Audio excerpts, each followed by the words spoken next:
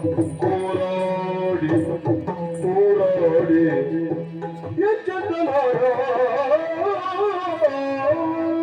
ಮಂದಾರ್ತಿಯಿಂದ ದಕ್ಷಿಣಾಭಿಮುಖವಾಗಿ ಸಾಗಿ ಬಂದೆ. ಬಹುದೂರ ನಡೆದು ಬಂದ ಆಯಾಸದ ಪ್ರಭಾವವೋ ಏನೋ ಒಂದಷ್ಟು ವಿಶ್ರಾಂತಿ ಬೇಕೆಂದು ಮರದ ನೆರಳಲ್ಲಿ ಕುಳಿತುಕೊಂಡಿದ್ದಾಗ ನನಗರಿವಿಲ್ಲದೆ ನಿದ್ದೆಯ ಜೋಂಪು ಹತ್ತಿತು. ಹಟ್ಟನೆ ಕಣತೆರೆದು ನೋಡಿದ್ರೆ ಸೆರಗಿನಲ್ಲಿ ಉಳಿದ ಒಬ್ಬ ನಾಗ ಕನ್ನಿಕೆಯು ಇಳಿದು ಆ ಕಡೆಗೆ ಸಾಗುತ್ತಾ ಇರುವುದನ್ನು ಕಂಡೆನಲ್ಲ. ಅನತಿ ದೂರದಲ್ಲಿ ಹರಿಯುವ ನದಿ ಯಾವುದದು?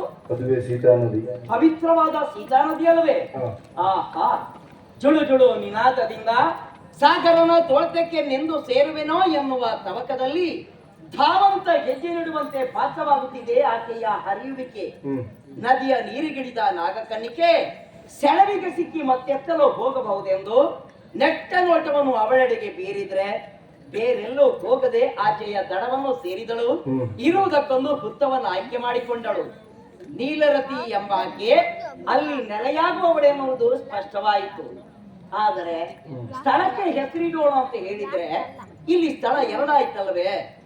ನಿದ್ರೆ ಬಂದು ತೂಕಡಿಸಿದ ಸ್ಥಳ ಇದಾದರೆ ನೀಲರತಿ ನೆಲೆಗೊಂಡ ಸ್ಥಳ ಆಚೆಯದ್ದು. ಉಭಯ ಸ್ಥಳಗಳಿಗೂ ನಾಮ ನಿರ್ದೇಶನವಾಗಬೇಕಾಗಿದೆ. ನಿದ್ರೆ ಬಂದು ತೂಕಡಿಸಿದ ಈ ಸ್ಥಳವನ್ನು ಕೂರಾಡಿ ಎಂದು ಕರೆಯೋಣ. ನೀಲರತಿ ನೆಲೆಗೊಂಡ ಆ ಸ್ಥಳವನ್ನು ನೀಲಾವರ ಎಂದು ಸಂಬೋಧಿಸೋಣ. ಅಷ್ಟೇ ಸಾಲದು, ಸಣ್ಣ ಕಾನನ ಪ್ರದೇಶದ ಒಂದು ವಲ್ಮೀಕದಲ್ಲಿ ಆಶ್ರಯವನ್ನು ಪಡೆದಿದ್ದಾಳೆ. ಯಾರವಳು? ಶಂಖಚೂಡನ ಪಂಚಮ ಪುತ್ರಿ. ಅವಳಲ್ಲಿ ನೆಲೆಗೊಂಡ ಕಾರಣದಿಂದ ಆಕೆ ನೆಲೆಗೊಂಡಿರುವ ಆ ಪ್ರದೇಶವನ್ನು ಪಂಚಮೀ ಕಾನು ಹೀಗೂ ಕರೆಯಲಂತೆ. ನೆಲೆಗೊಂಡಿರುವ ನೀಲರತಿಯನ್ನು ಅರ್ಚಿಸಬೇಕಾಗಿದೆ. ಪವಿತ್ರವಾದ ಸೀತಾ ನದಿಯಲ್ಲಿ ಇಳಿದು ಸ್ನಾನಾದಿ ಕರ್ಮಗಳನ್ನು ಪೂರೈಸಿ ಶುಚಿರ್ಭೂತನಾಗಿ ಆ ಕಡೆಗೆ ಹೋಗಿ ಆಕೆಯನ್ನು ಅರ್ಚಿಸಿ ಧನ್ಯನಾಗ್ತೇನೆ.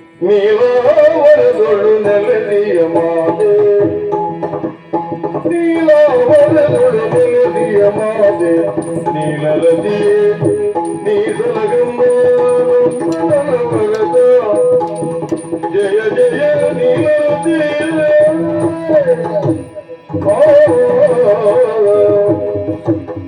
ನಾಗದೇವತೆಗಳೇ, ನೀವೆಲ್ಲ ನಿಮ್ಮ ನಿಮ್ಮ ಐಚ್ಛಿಕವಾಗಿ ಒಂದೊಂದೆಡೆ ನೆಲೆಯಾಗುವುದಕ್ಕೆ ಈ ದೇವವರ್ಮನೇ ಕಾರಣ ಎಂದು ನಿದ್ದೆಯ ಕನವರಿಕೆಯಲ್ಲೂ ನಾನು ಆಡಲಾರೆ.